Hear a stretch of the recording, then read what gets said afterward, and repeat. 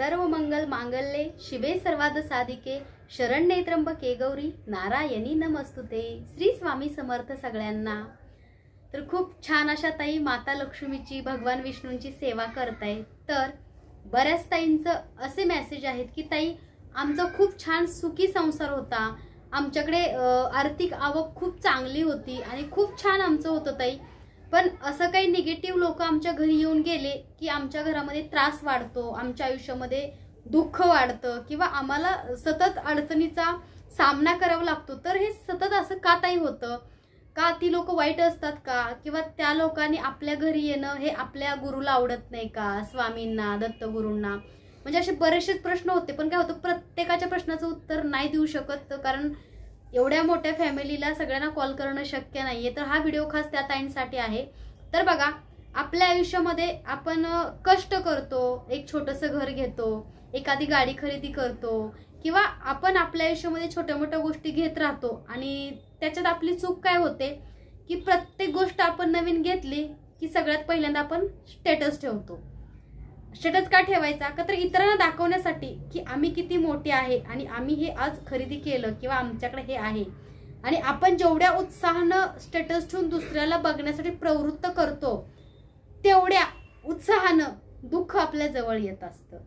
कारण बघणारे जे 4 लोक असतात, आपल्या कॉन्टॅक्ट मधले असतील, आपल्या फेसबुक सर्कलमध्ये असतील किंवा तुम्ही विविध प्रकारे तुम्ही तुमचा आनंद व्यक्त करता, म्हणजे त्याला दिखावा म्हणत नाही, आनंद असतो एक प्रकारचा, तो आपण व्यक्त करत असतो। कारण खूप दिवसापासून एखाद्या गोष्टीचं आपण स्वप्न बघितलेलं असतं आणि ते पूर्ण होतं तेव्हा तो आनंद गगनामध्ये मावत नाही। म्हणजे त्याच्यामध्ये तुमची काही चूक नाहीये, कारण अर्थात हे असं होतं। पण कसं असतं की समजा आपल्या स्टेटसला एक 200 लोक आहेत, तर त्यातल्या 200 लोकांमधले एक 20-25 लोकांना आपलं चांगलं बघवत नाही किंवा त्या लोकांना आपलं चांगलं वाटत नाही आणि अशी लोकांची नजर लागते आपल्याला। कारण कसं असतं की सगळेच लोक चांगले असतील किंवा आपल्याबद्दल चांगला विचार करतात असं नसतं। आणि हे कसं असतं की आपल्या घराला, आपल्या संसाराला, आपल्या आयुष्याला नजर लावायचं काम आपण स्वतः करतो। तर मी प्रत्येकाला सांगते, तुम्ही घर घ्या, गाडी घ्या, बंगला घ्या, काहीही घ्या, ठीक आहे, आपण वास्तुशांती करतो, आपण घराचं पूजन करतो, गृहप्रवेश करतो, नातेवाईकांना बोलवतो, खूप काही करतो, ठीक आहे। पण मला असं वाटतं की आपल्या आयुष्यामध्ये जर खूप चांगल्या गोष्टी घडायला लागल्या किंवा खूप सुख यायला लागलं तर आपण ते लोकांना व्यक्त नाही करायला पाहिजे, आपण लोकांना ते नाही सांगायला पाहिजे। आणि अशा लोकांना तर मुळीच नका सांगू की ज्यांना आपली प्रगती किंवा आपलं चांगलं झालेलं बघवत नाहीये। तर बऱ्याच गोष्टी अशा होतात की आपण भावनेच्या भरामध्ये एखादा आपण घर खरेदी करायला जातो, एखादी गाडी खरेदी करायला जातो आणि आपण सांगतो की आम्ही आता घर बुक करणार आहे, आता आम्ही गाडी घेणार आहे। मग काय होतं की करायच्या अगोदरच आपण सगळ्यांना सांगत फिरतो, तेव्हा काय होतं की ते काम कधीच पूर्णत्वास जात नाही। कारण कसं असतं की त्या 4 लोकांची मनं वाईट असतात आणि त्यांनी त्यांच्या मनामध्ये जी जळकुटी वृत्ती असते किंवा एखाद्याचं वाईट व्हावं असं सारखं मनोमनी ते म्हणत असतात, तेव्हा ते काम स्टॉप होतं। त्यामुळं मी प्रत्येकाला एकच सांगते की आपल्या आयुष्यातलं सुख, आपल्या आयुष्यातला आनंद आहे तो तुम्ही टिकवून ठेवा आणि तो स्वतःपर्यंतच मर्यादित ठेवा। कारण कसं असतं की आपलं मन खूप साफ आहे, आपण खूप चांगल्या अंतःकरणाने, चांगल्या मनाने व्यक्त होतो, पण समोरचा व्यक्ती आपल्याबद्दल चांगला विचार करतो का हे आपल्याला माहिती नसतं। त्यामुळे सुख अशाच व्यक्तीजवळ तुम्ही व्यक्त व्हा, अशाच व्यक्तीला तुमचं सुख आनंद सांगा की जो तुमच्या सुखामध्ये सामील होईल, ज्याला तुमच्या सुखाचा आनंद वाटेल, ना की एखादा व्यक्ती नास्तिक आहे किंवा त्याला तुमचं चांगलं बघवत नाही, अशा व्यक्तीला आपलं सुख कधीच सांगायचं नाही। तर अशीच एक परवा बघा, माझी एक मैत्रीण आहे, तिने गाडी घेतली आणि मी असंच स्टेटस ठेवला होता। तर मला माझ्या नातेवाईकांनी विचारलं, शीतल तू गाडी घेतली का, आम्ही स्टेटस ठेवू का? हा म्हटलं, बिंदास स्टेटस ठेवा तुम्ही, मी गाडी घेतली। मग म्हणले तू पार्टी कधी देते? म्हटलं तुम्ही गाडीचे हप्ते भरणार का, लगेच मी पार्टी देते। असे नातेवाईक असतात। तर कसं असतं की एखाद्याला खरंच त्यांना चांगलं वाटलं, मी गाडी घेतली, मी स्टेटस ठेवू का म्हणून विचारलं, त्यांचं मन चांगलं आहे, पण जे इतर आहेत त्यांचं मन चांगलं नसतं किंवा त्यांना आपली प्रगती बघवत नाही आणि आपल्या सुखी चांगल्या घराला नजर लागते। त्यामुळे तुम्ही तुमच्या घरी एखाद्या व्यक्तीला जेव्हा तुम्ही बोलवता, जेव्हा तुम्ही आमंत्रण देता, तेव्हा तुम्ही हे पण बघा की खरंच ती व्यक्ती मनाने चांगली आहे का, त्या व्यक्तीला आपल्याबद्दल चांगलं वाटतं का, अशाच लोकांना घरी आमंत्रण द्या, आमंत्रित करा। ना की जे निगेटिव्ह लोक आहेत, त्यांना आपलं बरं वाटत नाही किंवा आपल्यालाच ती लोक आवडत नाहीत, तर अशा लोकांपासून आपण स्वतः दूर राहा. आपण सुद्धा त्यांच्या घरी जायचं नाही आणि त्यांनाही आपल्या घरी बोलवायचं नाहीये. काही काही लोक अशी असतात की ज्यांना आपलं सुख बघायला आवडतं, ज्यांना आपल्या सुखामध्ये आनंद वाटतो, जसे की आई वडील आहेत, आपले सासुसरे आहेत किंवा आपले नातेवाईक आहेत, काही हात बोटावर मोजण्या इतके. कारण कसं असतं, तुम्ही अनुभव घ्या. आता मी पण अनुभव घेतलाय. आपण एखादा व्यवसाय चालू करू दे किंवा तुम्ही एखादी कुठली गोष्ट चांगली चालू करा, जेवढे बाहेरचे लोक तुम्हाला नावसतात, जेवढे बाहेरचे लोक तुम्हाला सपोर्ट करतात, तेवढे घरात लोक कधी सपोर्ट करत नाही. कारण बऱ्याच ताई म्हणतात की ताई बिझनेस आम्ही टाकला पण आमच्या घरच्यांनी आमच्याकडे एक सुद्धा प्रोडक्ट घेतलं नाही. कारण ती लोक बाहेर जाऊन घेतात. म्हणजे जे आपल्या जवळची जी असतात ना नातेवाईक किंवा आपलं जे फ्रेंड सर्कल, त्यांना आपल्याकडे त्या गोष्टी विकतो आपण किंवा आपल्याकडे मिळतात हे माहिती आहे, तरी सुद्धा ते आपल्याकडे न घेता दुसरीकडे 4 पैसे जास्त देऊन त्या वस्तू ते घेऊन येतात. म्हणजे कसं, त्यांना आपली प्रगती बघवत नाही किंवा आपल्याकडून त्या वस्तू घ्यायच्या नसतात. तसंच बघा, बऱ्याच ताई म्हणतात की छोटे मोठे युट्यूबर आहेत की ताई आम्ही आमचं युट्यूबचं चॅनल काढलं पण आम्हाला बाहेरच्या सगळ्या सबस्क्रायबरांचा खूप सपोर्ट चांगला आहे, खूप छान कमेंट येतात, पण आमच्या शेजारची लोक आमचा व्हिडिओ कधी बघतच नाहीत. मग मला काय म्हणायचं की तुम्ही तुमच्या शेजारी मार्केटिंग नका करू, तुम्ही तुमच्या शेजारी कुठलंच कार्य करू नका. तुम्ही तुमचं शेजार किंवा तुमचं नातेवाईक सर्कल बाहेर जाऊन स्वतःची प्रगती करा. तिथं तुम्हाला यशाचा मार्ग दिसेल, तिथं तुमची वाहवाही होईल, तिथं तुम्हाला मान सन्मान रिस्पेक्ट मिळेल. तर बघा, कधी तुम्ही कुठलंही कार्य करताय तेव्हा त्याचा शुभारंभ हा घरच्यांपासून, नातेवाईकांपासून किंवा शेजापाजाऱ्यांपासून नका करू. तुम्ही तिथून 4 हात दूर जाऊन तुमच्या नवीन आयुष्याची किंवा तुमच्या नवीन व्यवसायाची सुरुवात करा. कारण ते तुम्हाला लाईफ टाईम टिकतं आणि त्यातून चांगला तुम्हाला प्रतिसाद आणि चांगला रिस्पॉन्स मिळत असतो. तर खूप काही गोष्टी अशा आहेत की बऱ्याच त्यांचे खूप प्रश्न असतात, पण मला एक त्यांना सांगायचंय की आपण स्वतः कशातच कमी नाहीये किंवा आपण स्वतः खूप काही करू शकतो. मनात आणलं तर आपण विमान सुद्धा चालवू शकतो. एवढी डेअरिंग आणि एवढी ताकद आपल्या स्वतःमध्ये सुद्धा आहे. फक्त आपला स्वतःवरती विश्वास हवा, स्वतःवरती आपला खूप जास्त कॉन्फिडन्स हवा. स्वतःमध्ये खूप काही गोष्टी बघा आणि स्वतःला सांगा तुला हे जमणार आहे, तू हे करू शकते आणि तुला हे जमतंय. बाकी इतर लोक काय म्हणतात, इतर लोकांना काय वाटतं आणि त्यांनी मला चांगलं म्हणावं ही अपेक्षा अजिबात ठेवायची नाही. सोडून द्या. हे जग आहे, हे समाज आहे, हे कलियुग आहे. तुम्ही बघताय आज युट्यूबवरती मी आहे, मी स्वामी मूर्ती आर्ट चालवते, स्वामींची मूर्ती घरोघरी पोहोचवते, अगरबत्त्या आहेत. म्हणजे आपल्याकडे जवळपास 1400 ते 1500 प्रोडक्ट आहेत. पण हे सुखाने करत नाही, ह्याच्यामध्ये पण विरोधक खूप आहेत. ह्याच्यामध्ये सुद्धा मला वाईट कमेंट सुद्धा येतात. आता एक व्हिडिओ झाला मागं, त्याच्यामध्ये मी विभूती पात्र बऱ्याच ताईंनी मागितलं की ताई विभूती सांडते. मी वाईट केलं का? मी विभूती पात्र लॉन्च केलं, त्याच्यामध्ये विभूती पडते. तुम्ही असंच दारू प्यायला, फिरायला, नको ते कांड करायला पैसे खर्च करता आहे की नाही. पण चांगली गोष्ट आध्यात्मिक घ्यायची म्हणलं की हे बिझनेस करतात. आणि का नाही करावा? आपण काही दारू विकत नाही, आपण काही वाईट गोष्टी विकत नाही, आपण लोकांना अध्यात्मात घेऊन येतो. जिथं चांगलं कार्य होतं ना तिथं विरोधक नेहमीच तयार होतात. त्यामुळे कधी डगमगायचं नाही. जेव्हा समजायचं की विरोधक तयार होत आहेत किंवा लोक जळतायत तेव्हा जास्त फास्ट वेगाने काम करायचं. कारण कसं असतं, तेव्हा आपली प्रगती समजते. कारण जेव्हा मी छोटी होते, जेव्हा सबस्क्रायबर नव्हते, जेव्हा बिझनेस एवढा नव्हता, तेव्हा कोणाला काही ऑब्जेक्शन नव्हतं. पण आता खूप काही वाटतं त्यांना. कारण कसं असतं, मेहनत आणि कष्ट केलेले असतात माणसाने. तर रात्री 2-2, 3-3 वाजेपर्यंत आम्ही जागो असतो. 3-3 वाजेपर्यंत आम्ही कुरिअर पॅक करत असतो. पहाटे 5ला आम्हाला उठावं लागतं. आता बघा, अमेरिकेला कुरिअर गेलं त्या दिवशी 3:30 पर्यंत आम्ही कुरिअर ते पॅकिंग करत होतो. त्याचं ते लोक आले आमच्या घरी, त्यांनी ते कुरिअर घेतलं, पुन्हा त्याच्यावर त्यांनी पॅकिंग केलं, GST लावला, त्यांनी चेक केलं त्याच्यामध्ये वेगळं काय आहे का. म्हणजे ह्याला खूप मेहनत आहे. तुम्हाला दिसतंय आज खूप चालतंय, खूप पुढे गेलंय, पण असं नाहीये. त्याच्या पाठीमागचे कष्ट कोणी नाही बघत की हे दिवस रात्र कष्ट करतात. तुम्ही करा, तुम्ही मिळवा. आणि एक गोष्ट नक्की असते, नशीब आणि स्वामींचा आशीर्वाद हा प्रत्येकाला मिळत नाहीये. प्रत्येकाने करावं काम. सोन्याच्या दुकानात शेजारी दुकानं असतात म्हणून ते काय एकमेकाशी वाद नाही घालत. फक्त कसं असतं, किती काही कॉपी झालं तर नशीब कधी माणसाचं कोणी कॉपी करू शकत नाही. आणि ते जर तुम्हाला सेवेमधून कार्य मिळालं असेल तर तो माझ्या गुरुचा आशीर्वाद आहे. तसा स्वामींचा मला आशीर्वाद मिळाला आणि स्वामी मूर्ती आर्ट चालू केलं. तर बघा, बऱ्याच ताईंची मला मेसेज आहेत की मला युट्यूबचं चॅनल काढायचं आहे. तर एका ताईने युट्यूब चॅनल ओपन पण केलं. तिच्या काहीतरी कुकिंगच्या रेसिपी ती अपलोड करायची आणि चांगलं कार्य करायची. मला त्यात काही रॉंग किंवा वाईट नाही दिसलं. पण जे नास्तिक लोक असतात की ज्यांनी फक्त अकाउंट दुसऱ्यांना वाईट कमेंट करण्यासाठीच काढलेलं असतं, त्यांनी तिला खूप अशा वाईट कमेंट केल्या त्या ताईला. आणि हे सगळं कांड कोण करतं? या लेडीज करतात. म्हणजे एका बाईचं दुश्मन दुसरी बाई बनते ना, ह्याचं मला फार वाईट वाटतं, दुःख होतं बरं का.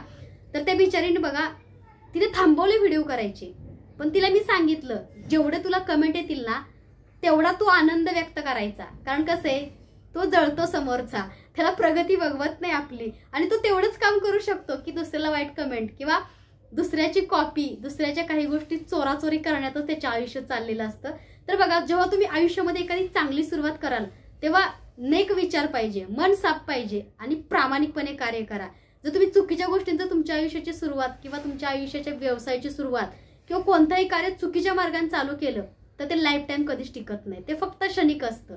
आणि ह्या जगात श्री स्वामी समर्थ महाराज हे ब्रह्मांड नायक आहेत आणि त्यांचं कार्य करतोय किंवा त्यांची आपण सेवा करतोय, तर ह्या जगामध्ये आपला दुसरा कोणीच नाहीये. आपला बाप एकच आहे, फक्त फक्त श्री स्वामी समर्थ महाराज. फक्त आपण स्वामी महाराजांना घाबरतो. स्वामी महाराज जे शिक्षा देतील, स्वामी महाराज जे संदेश देतील, स्वामी महाराज जे आदेश देतील तो सलाकोपर. फक्त स्वामी सोडले तर कोणालाही घाबरायची गरज नाहीये. कारण माझे जन्मदाता, माझे पप्पा आणि माझे स्वामी हे दोनच व्यक्ती आयुष्यात मी त्यांना घाबरते किंवा त्यांचं माझ्या आयुष्यामध्ये खूप वेगळं स्थान आहे. बाकी एक लेडीज आहे म्हणून कोणी शांत नाही बसायचं, कधीच गप्प नाही बसायचं, काही ना काही काम करायचं. प्रत्येक जण आपल्या उपजीविकेचं साधन शोधत असतो. कोणी साड्या विकतो, कोणी ज्वेलरी विकतं, कोणाचं पार्लर आहे, म्हणजे प्रत्येक जण आपापल्या पाया उभं राहण्याचा प्रयत्न करतो. पण जेव्हा तुमचा पाय कोणतरी खेचतं तेव्हा समजायचं की तुम्ही खूप उंचावरती पोहोचणार आहे आणि अजिबात थांबायचं नाही, किती काही हो. कसं असतं की बऱ्याच ज्या लेडीज आहेत ताई, त्या खूप घाबरतात की ताई कसं. आता एक ताई आहे, ती पण खूप छान सेवा करते, चॅनल सुद्धा काढले, पण तिला अशा 2-3 कमेंट वाईट आल्या, त्यामुळे त्या बिचाराने चॅनल स्टॉप केलं. असं नाही करायचं, उलट जास्त जोराने काम करायचं. ह्या जगामध्ये स्वामी सोडले तर आपलं वाईट कोणीच करत नाही आणि स्वामी सुद्धा वाईट करत नाही. कारण जे काही चांगलं वाईट होतं ते फक्त फक्त आपल्या कर्माने होतं. आपलं कर्म जर साफ असेल आणि चांगलं असेल तर भगवंत सुद्धा आपल्या पाठीशी नेहमी असतो. हिशोबाने नेहमी कर्माचाच होतो.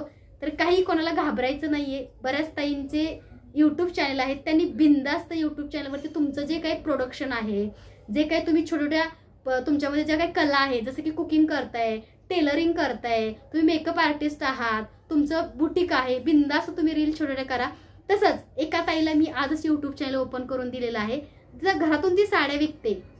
तिला सांगितलं आज मी की तू असा लाईव्ह जॉईन कर फेसबुकवर, असं रोज 1-2 तास तू बसते झोपते, त्यावेळेस तू लाईव्ह वरती तुझ्या अशा साड्या दाखव. अहो ताई म्हणे मला कोणी वाईट कमेंट केली तर, अगं बाई म्हटलं हे सोशल मीडिया आहे, ह्याच्यावरती जेवढे चांगले लोक आहेत तेवढे तुला वाईट भेटणार आहेत, पण अशा लोकांकडे आपण अजिबात लक्ष द्यायचं नाही. तर त्या ताईला पण आज बरं वाटलं. तिला म्हणत तुला कमेंट आली नाही इकडं बघायचंच नाही, म्हणजे कोणी काही म्हणतं, जे आपल्याला करायचं तेच आपण करायचं. कारण कसं असतं, आज आपले नरेंद्र मोदी जे आहेत एवढं चांगलं कार्य करत आहे, आपल्या एवढे देशाची प्रगती झाली आहे, तरी सुद्धा त्यांना सुद्धा लोक कसंही बोलतात, त्यांच्यावर सुद्धा काही लोक करतात. तसंच बघा, म्हणजे जे मोठे लोक आहेत त्यांच्याबद्दल लोक बोलायला घाबरत नाहीत, तर आपल्या सर्वसामान्याबद्दल कोण चांगलं बोलेल ह्याचा का विचार करायचा. आणि आपले काही ते नातेवाईक नाहीयेत किंवा आपल्या आयुष्याचा भाग नाहीयेत की कोणी काय बोलते म्हणून आपण त्यांचा विचार करायचा. आपण एवढे छोटे नाहीये. कसं असतं, आवाज फक्त चिल्लरच करतात, नोट आवाज करत नाही. त्यामुळे चिल्लरांकडे लक्ष न देता आपण आपलं कार्य नेहमी चालू ठेवायचं. आणि तुम्ही सुद्धा तुमचं काम चालू ठेवा. तसंच तुम्हाला जर तुमच्या क्षेत्रामध्ये काही करायचं असेल तर तुम्हाला जगाचा आणि कोण काय म्हणेल ह्याचा विचार न करता तुम्हाला ते कार्य करायचंय, तर तुम्ही यशस्वी होऊ शकता. जर कोणी काय म्हणेल ह्याचा विचार करत बसलं तर आपण काहीच करू शकत नाही. आणि ह्या जगामध्ये खूप काही चांगल्या करण्यासारख्या गोष्टी आहेत. जसं की बघा, तुम्ही बऱ्याच ताईंना शिवणकला येते, बऱ्याच ताईंना कुकिंगची कला आहे, बऱ्याच ताईंना विविध ऍक्टिव्हिटी जमतात, त्यांनी त्या कराव्या आणि त्यांनी त्यांचं टॅलेंट हे जगासमोर मांडावं. त्यांनी त्यांच्या गोष्टीतून चांगलं काहीतरी निर्माण करावं.